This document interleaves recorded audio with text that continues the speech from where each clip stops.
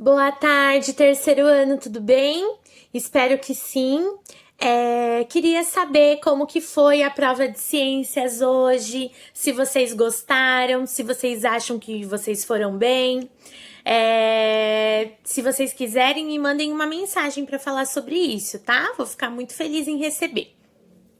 Bom, como vocês já sabem e já estão acostumados, toda terça-feira é dia da nossa aula assíncrona de história, tá? Então eu tô aqui para continuar o conteúdo de onde nós paramos na última aula ao vivo de geografia, tá? Então teve a entrevista com a mãe do Bernardo.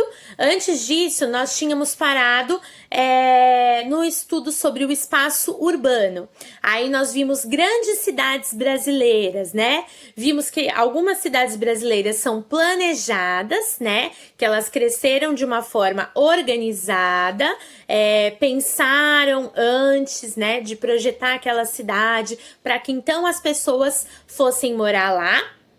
E tem também a questão das cidades que cresceram desordenadamente, né? Cresceram ali todo mundo indo morar ali ao mesmo tempo, e aí acabam surgindo alguns problemas nessas cidades, que é o que nós vamos ver hoje a partir da página 135, os problemas nas cidades brasileiras.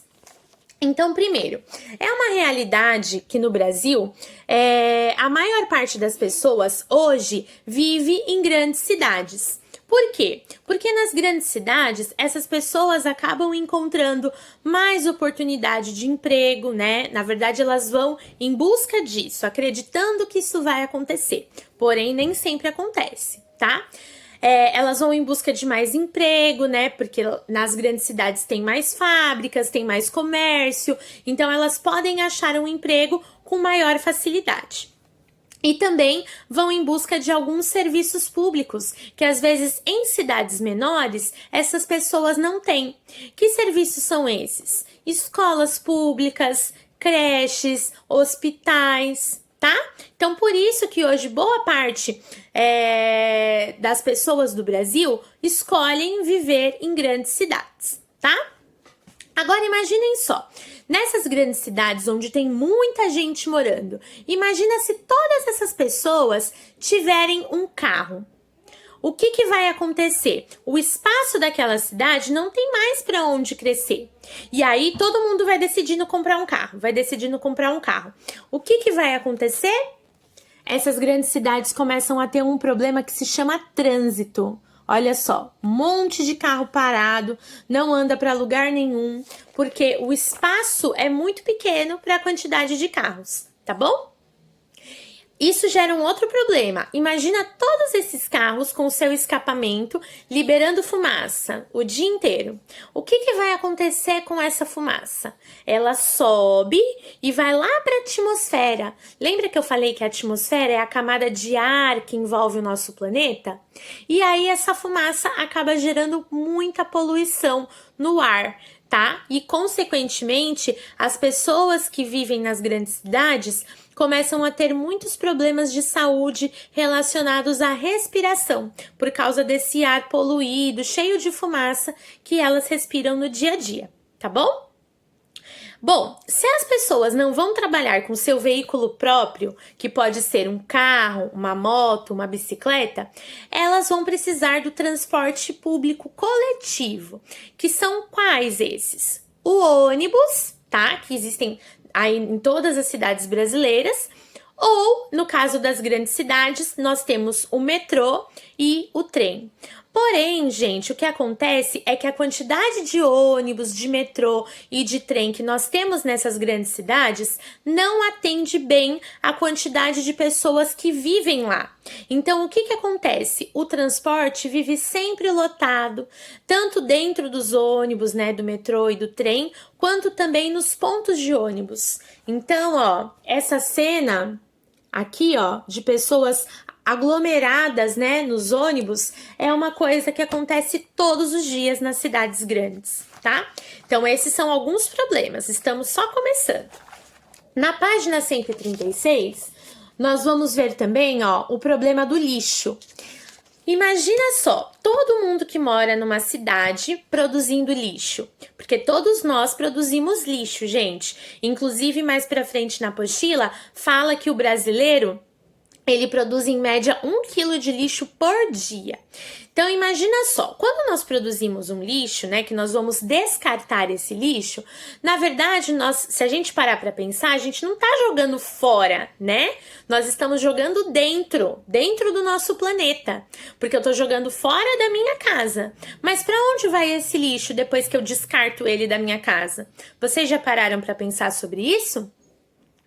Bom, no Brasil existem 2 caminhos, tá? Um deles, na verdade, já nem deveria mais existir, que é o lixão. O lixão, na verdade, ele já deveria ser proibido. Existe uma lei para isso, que não deveria existir mais lixão no Brasil desde 2014. Porém, ainda em algumas cidades brasileiras existem sim lixões. Então, o que é um lixão? É um terreno, um espaço que não foi preparado para isso, tá?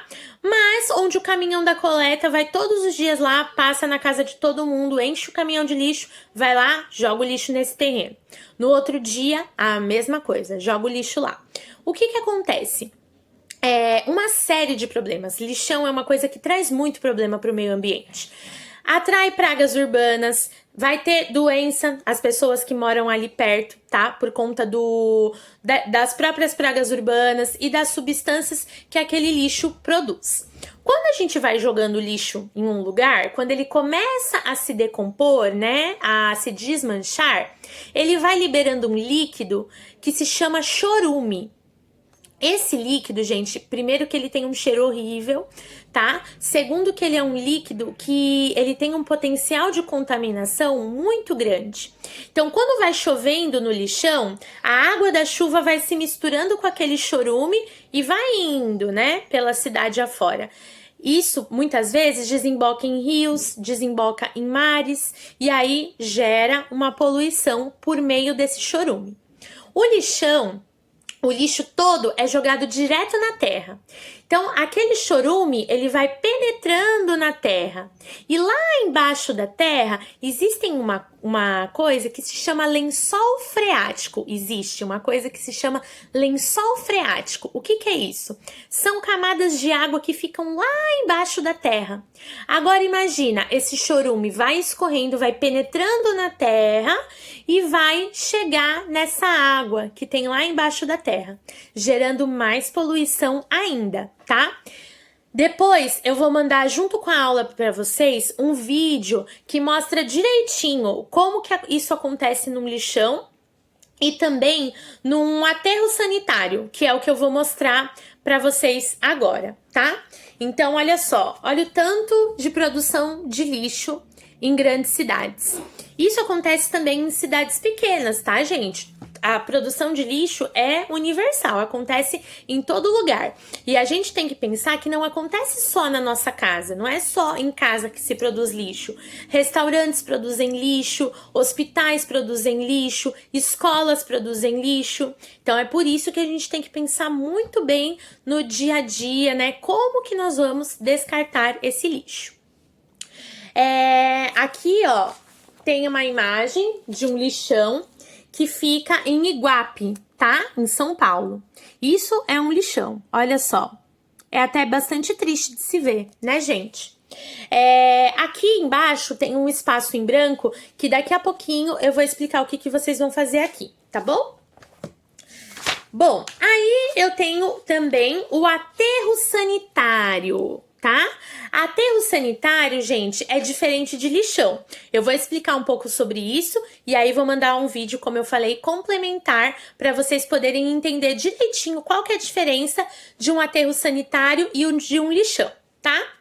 O aterro sanitário, ele também é um espaço que é utilizado para descarte de lixo. O caminhão também vai lá na casa de todo mundo, no final do dia ele vai no aterro sanitário e deposita aquele lixo lá.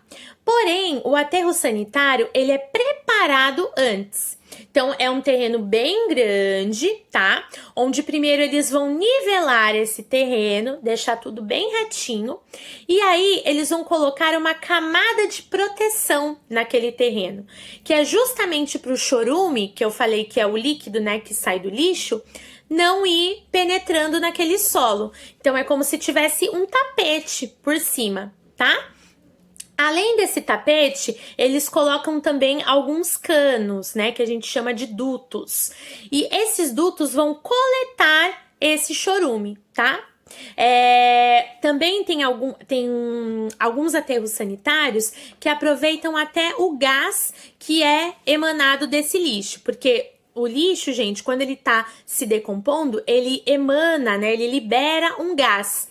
E alguns aterros sanitários aproveitam até esse gás para transformar em alguns tipos de combustível. Quem tiver interesse pode pesquisar sobre isso, é muito interessante, tá?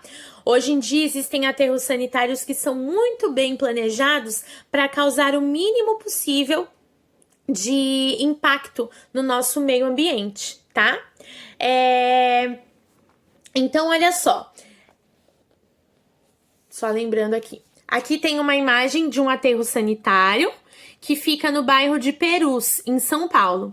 Então, assim, a imagem é muito parecida, né? De um lixão e de um aterro sanitário. A diferença está na preparação do solo, do chão que vai receber aquele lixo. Outra coisa, o aterro sanitário, ele não pode funcionar infinitamente, tá? Ele tem um tempo certo que ele pode funcionar.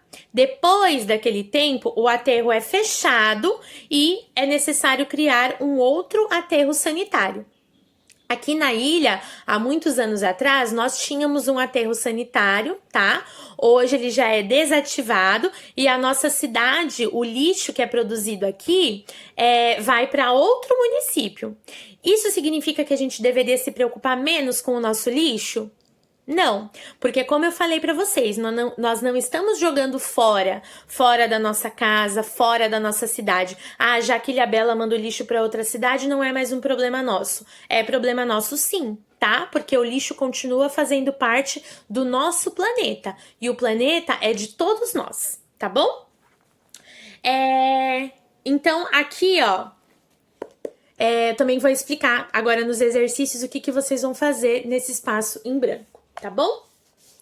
Bom, aprendendo agora um pouco sobre esses problemas das grandes cidades, vou explicar as atividades que vocês vão fazer. Primeiro, no exercício 1, aqui, ó, vocês vão pintar as palavras que nomeiam locais onde são produzidos resíduos. Então, vocês vão ler todas as palavrinhas que tem aqui nesse quadro, tá? Se esse lugar produz lixo, você vai pintar esta palavra. Então, moradias, as casas, elas produzem lixo? Se produz, você vai pintar, tá?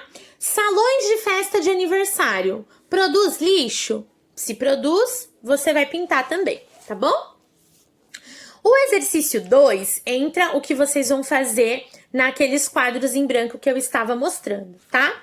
Vocês vão recortar as imagens do anexo 4, que é o que eu vou mostrar agora para vocês. Só um minutinho. Aqui, ó. Vocês vão recortar as imagens do anexo 4. Uma imagem representa um lixão e aqui, ó, mostra direitinho, ó, a pilha de lixo, como eu expliquei, o chorume sendo liberado desse lixo, descendo pelas camadas de terra e chegando até o lençol freático, ó, que é essa camada de água que fica lá embaixo da terra, tá? E aqui, o aterro sanitário, tá? O aterro sanitário, como vocês podem ver, tem uma proteção que impede que o chorume chegue aqui no lençol freático, tá? Então, vocês vão recortar essas duas imagens e vão colar no texto correspondente. Então, a imagem do lixão, vocês vão colar aqui e a imagem do aterro sanitário, vocês vão colar aqui, tá bom? Bom, aí vem atividade 3. Prestem atenção. Nas cidades, cada pessoa produz cerca de 1 quilo de resíduos por dia. Calcule a quantidade de resíduos que você já produziu até hoje. Na verdade, é uma continha, né? Uma matemática aí que vocês vão fazer. Então, pensem assim. Cada ano tem 365 dias. A gente produz 1 quilo de lixo por dia. Então, se eu produzo 1 quilo de lixo por dia e o ano tem 365 dias, em todos esses 365 dias, eu produzi 1 quilo de lixo. Então, por ano, eu produzi 365 quilos de lixo. Se eu tenho 30 anos, como que eu faço para saber quanto de lixo eu produzi durante a minha vida toda? Eu faço 365 quilos por ano, né, que é o que eu produzi, vezes 30 anos, que é o que eu tenho. Então, 365 vezes 30. Aí eu vou saber quanto de lixo eu produzi na minha vida toda. Vocês que têm entre 8 e 9 anos vão fazer a conta. 365, que são os quilos de lixo que vocês produziram por ano, vezes 8 ou 9, dependendo aí da idade de cada um, tá bom? Para esse probleminha, vocês podem utilizar a calculadora, tá bom? É uma aula de História e Geografia, então vocês podem utilizar a calculadora para fazer essa multiplicação, sem problemas, tá bom? E aí, vocês vão fazer a atividade de casa, que é essa atividade aqui da página 139. Vocês vão responder as perguntinhas observando esta paisagem aqui, tá bom? Essa atividade vocês podem fazer numa folha ou em um caderno. Depois, no exercício 2, vocês também em uma folha ou em um caderno vão fazer um desenho de uma paisagem vista da janela da casa de vocês, tá bom? Lembra que eu falei, uma paisagem não precisa ser uma praia, uma floresta. Tudo que nós enxergamos é considerado uma paisagem, tá bom? Então, escolhe uma janela da sua casa, tá? E faz um desenho da paisagem que você está vendo ali. E, por último, no exercício 4, vocês vão completar esta cruzadinha que está aqui, tá? As perguntas da cruzadinha estão aqui embaixo, e aí vocês vão encaixar as respostas aqui na cruzadinha. Tá bom, pessoal? Assim, nós encerramos a nossa unidade 9 sobre o espaço urbano, tá bom? Se tiverem dúvidas durante a aula ou depois para fazer os exercícios, vocês podem me chamar. Espero que vocês tenham gostado da aula e não deixem de assistir o vídeo que eu enviei para vocês, tá bom? Um beijo, pessoal! Até mais!